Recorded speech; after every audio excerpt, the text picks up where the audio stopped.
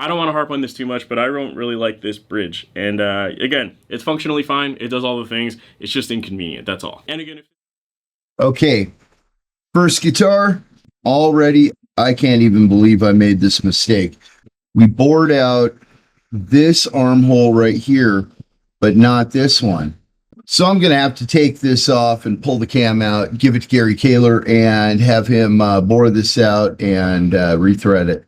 We are featuring this Graphtech Unlock, and I haven't played with one of these yet, so I'm really looking forward to it, especially with this huge 80 right here. And of course, we've got the Graphtech ratio locking tuners as well. But that doesn't change the fact that I need to get this bridge off of here and get the cam out. And I also need to shield the cavity of this thing as well.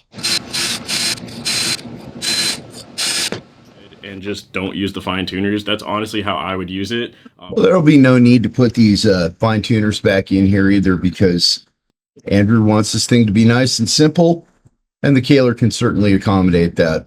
Well, that's what the body looks like, completely stripped down. And man, it is really pretty, I gotta say.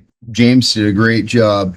We've got the Teflon rollers on here, and I was thinking that we had a steel cam, but it's brass. This is the absolute trebliest thing that we have, and this is the bassiest thing that we have, so it should give a nice little balance out. But as I said before, I should have bored out both of these holes. For a great big huge baritone guitar with all this massive tension, we want to have that 1/4 inch arm. And while we're waiting for Gary to do tremolo stuff, I'm going to focus on shielding this guitar. With shielding, I like to go a little bit overboard because it's the only thing I'm not crazy about, with the gift of alternating current from our good Serbian buddy, Nikola Tesla. I'm going to use a combination of shielding tape and shielding paint, both of which were provided by Stuart McDonald. Thank you very much, Sumac. So what I'm trying to do here is build a Faraday cage to keep all the unwanted electronic pollution out of the cavities where the pickups and the electronics live. Now, shielding tape is much easier, much easier, except if you're trying to get down a little hole for wires. Now, is it that big of a deal that everything is connected and the continuity is good? Not necessarily, but I'm Mr. Overkill guy. So what I do after I've got this stirred up all nice and good is take one of these pipe cleaners, dip it in, and then what I'll do is I'll just run it in and out of the hole where we're gonna run our wires. Now this is just so that we've really got super hyper overdone connection with everything, because I'm going to do something else here with this too. The pickup wire is shielded, so this is very overkill. But when you're getting a super duper custom guitar, you expect overkill, right? Good news, we got this back from Gary. It's all cleaned up and it's ready to go. Andrew's Kahler here is kind of unique, and this might apply to some of you, so we're going to go over a couple things right now. The fine tuners go on each side of these holes, but because Andrew doesn't want fine tuners, we're just going to put them in there. He'll get them though. Now the key to being able to go dive only or no is with this screw right here.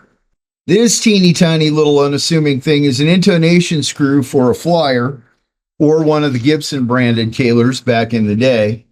There is no broach right here to get in and adjust anything. It's on this side right here. It takes a 50 thousandths. You see that? But for those who like dive only, I'm going to show you how to do it. And if you ever want to detune your guitar, this is something you need to do. You notice the middle one is missing. That's because we're going to put this thing in backwards and just screw it up all the way. Now, another thing that we can do here right now is just stick this Allen wrench in. This is a 1/16, and drive this little set screw in to where now it's a fixed bridge. That's not moving at all. So this thing can be fixed bridge, or with this, it can be dive only, or it can be fully floating. And you can put heavy springs on it to make it feel more like a traditional fulcrum, or in the case of Andrew, heavy springs, because you're going to have an 80 for your lowest string bridge. So this thing is super versatile, and it's way easier to adjust once you understand what all of these little screws do. You can think of each one of these kind of like a fader on a mixer board. Once you understand one, you understand them all. Super easy. For this thing to work properly, when we get it set down, we have to have it on something that's a little bit more heavy duty than just the wood of the body. And I dug around and found something real special. This is guitar pick that was made at American Precision Metalworks way back in the 80s, and it actually has a serial number. They give these away at the NAMM show, and you can register and win a prize. That this thing is going to be mounted right there so that your dive only screw hits this piece of metal right here. Well, now that we've got our pick mounted in here, I've noticed also that the shielding paint is dry. We've got 3 coats, and those 3 coats are to ensure that we've got proper coverage, because just one little pass with the shielding paint, well, that just ain't going to cut it. But that's why I use the copper foil primarily instead of the shielding paint. However, what we want to do is make sure that we have continuity from this side to this side. And without any tape in here right now, the way we're going to do that is by putting a lead right there. And we'll put another lead right here. And we should see that 1 right over there go to a 0, or at least move.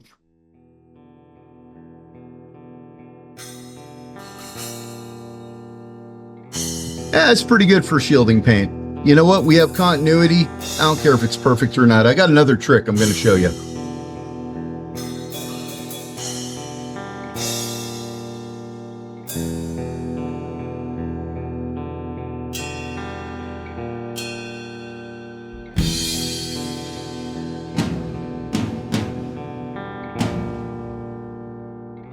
All right, let's wrap up this shielding. What you guys have seen me do is first do the paint inside here, and then I ran a little strip of the copper foil tape. So this cavity and this cavity should be connected. So, moment of truth, we're going to touch this lead right here. We're going to touch this one right here, and that little 1 should move. 0 is best, but moving is good enough. Okay, 0.12. That's pretty good. I can't bitch. Here's what we're going to do. I saw this trick on a Strandberg, and I liked it so much, I kind of modified it and made it my own. What I'm going to do is put down a little copper foil tape right there, then strip the wire. And in this case, I kind of want that wire to splay out just a little. Okay.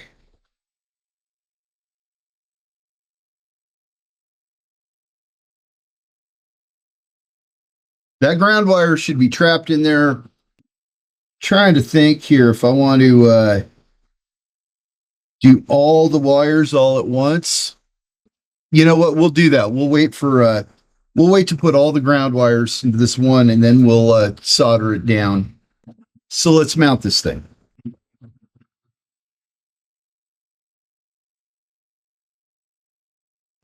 Now it's time to take a look at this Pegasus pickup. We're just going to make a note of what the ohms are so that we know how far off we are after wiring it. This is what Andrew wants, the big humbucker in series, and that's it. So there it is, hot and ground. Series link right there. Output is 13.71. We'll make a note of that. 13.71. So now we have that reference to go back to should everything go horribly awry. I think what I'm going to do first is have the wire go to the jack. And we are very fortunate because Stuart McDonald hooked us up with pure tone jacks for all these guys.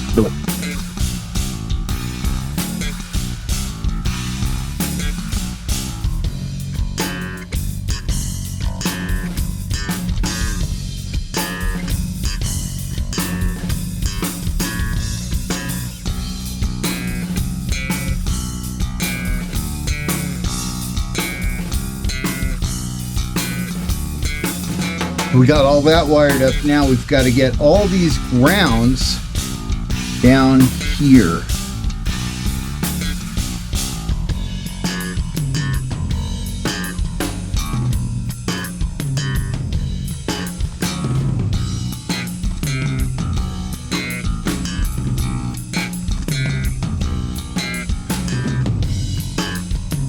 All right, now we got the hot and the ground out here. We've got our pure tone jack. That one right there is for our hot.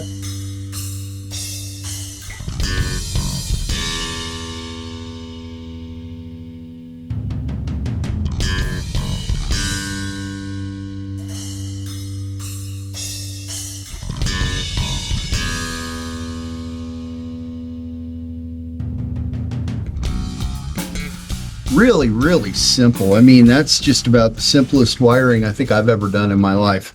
What we have here is 13.71, remember? So now we will plug in the jack and we'll see how close we are to 13.71.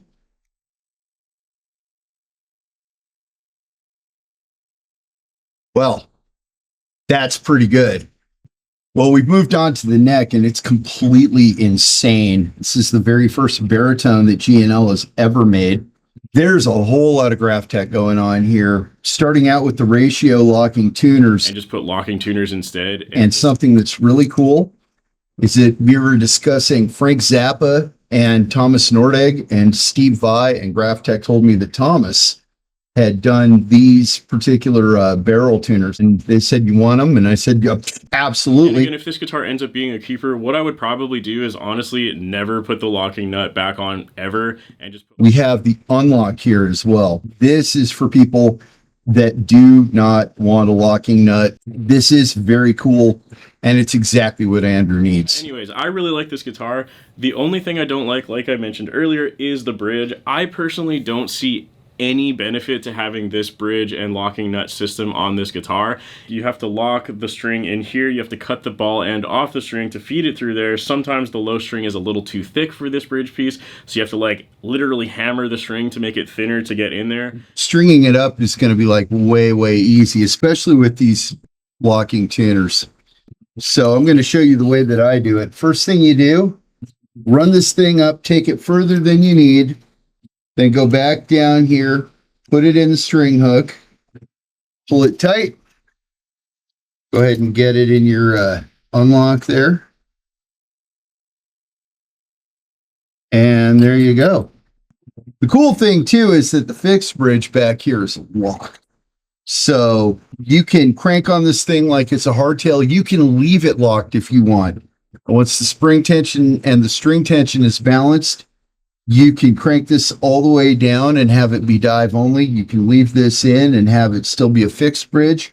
You can bring this all the way up like it is now, and you can have the thing be floating. All right, we're in good tune here right now, and you see right here where this is, that's that center screw.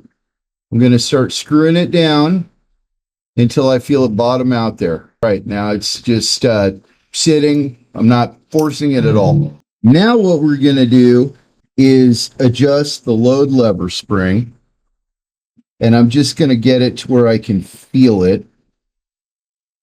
Okay, I can feel that there. So now I have this wrench in the fixed bridge bolt, and I'm just kind of making sure that I don't have any resistance over here. All right, so that dove forward a bit. Let's see, that should be an A. So we're just going to tighten this up until it's an A.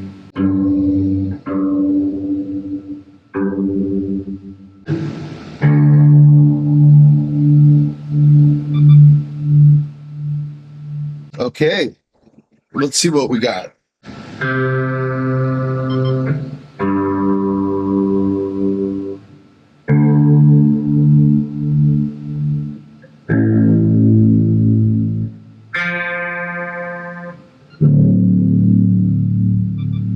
Close enough. Does it go up? Not at all. Dive only.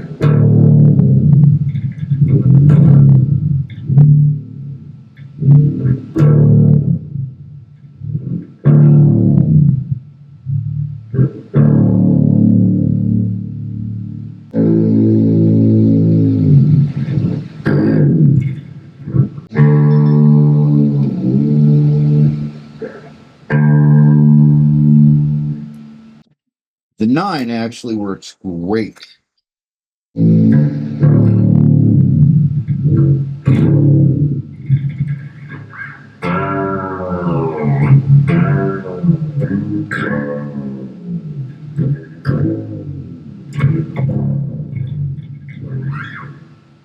Let's tighten up this clutch so that this arm won't just drop like that. And now it'll stay where I want. Well, this one was a lot of fun. And Andrew, it's going to show up with the fixed bolt engaged and with the dive only bolt engaged towards dive only. You can loosen them both up. I will be sending you a set of wrenches. And if you get stuck on anything, well, you always got my phone number. So that's it for this one. I hope you guys enjoyed it. Glenn Fricker's up next. And I hope you guys come back and check out what a sustainer on a guitar with Kahler is like. It should be really cool. See you next time, right here at Kahler.